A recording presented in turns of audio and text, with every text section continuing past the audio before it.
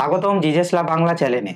বন্ধুরা, অনেকেই একটা কথা বলেন, আগে আমি অনেক প্রার্থনা করতাম, ঈশ্বরের জন্য হৃদয়ে আগুন ছিল, তৃষ্ণা ছিল, কিন্তু এখন আর আগের মতো সেই আগুন নেই, সেই তাপ নেই।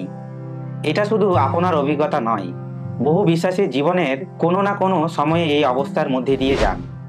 কিন্তু বড় প্রশ্ন হলো, কেন এমন হয়? আজ আমরা 5টি প্রধান কারণ জানব। 1 নম্বর, নিয়মিত প্রার্থনা বাক্য থেকে দূরে সরে যাওয়া। যেমন গাছ জল না পেলে ধীরে ধীরে শুকিয়ে যায়, ঠিক তেমনি একজন বিশ্বাসীও বাক্য ও প্রার্থনা ছাড়া ভিতর থেকে শুকিয়ে যেতে শুরু করে। দুর্বলতা আসে চুপচাপ, নীরবে, ধীরে, অজান্তেই। 2 নম্বর, লুকানো পাপ বা অবাধ্যতা।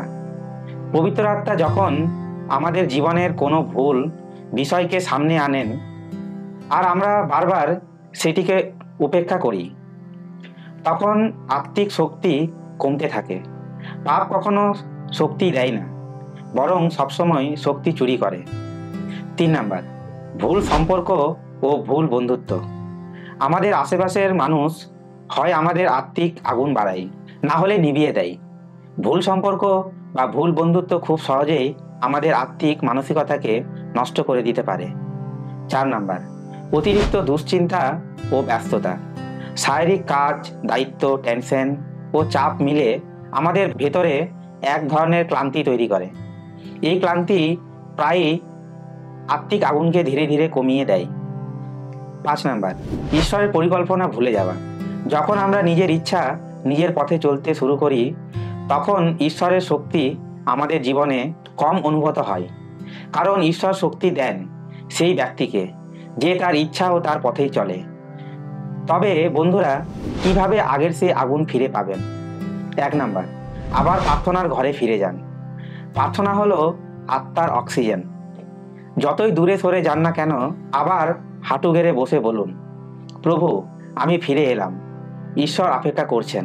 2 নম্বর, ছোট ছোট অবাধ্যতা ত্যাগ করুন।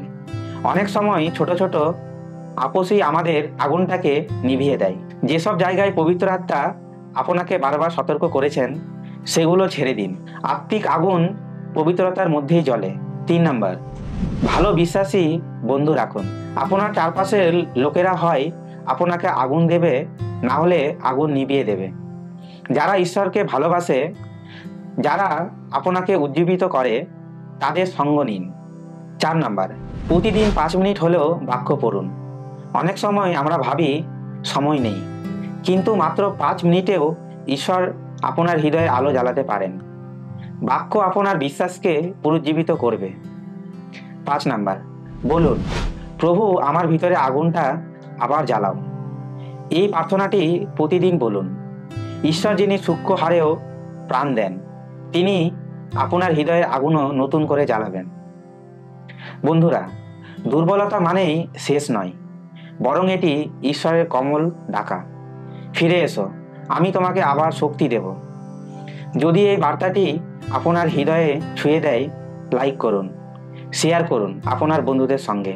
কমেন্ট করে জানান আপনি কিভাবে ঈশ্বরের সময়ে বিশ্বাস রাখছেন, এবং অবশ্যই সাবস্ক্রাইব করুন জিজেসলা বাংলা চ্যানেলটিকে। ঈশ্বর আপনাকে আশীর্বাদ করুন। ধন্যবাদ।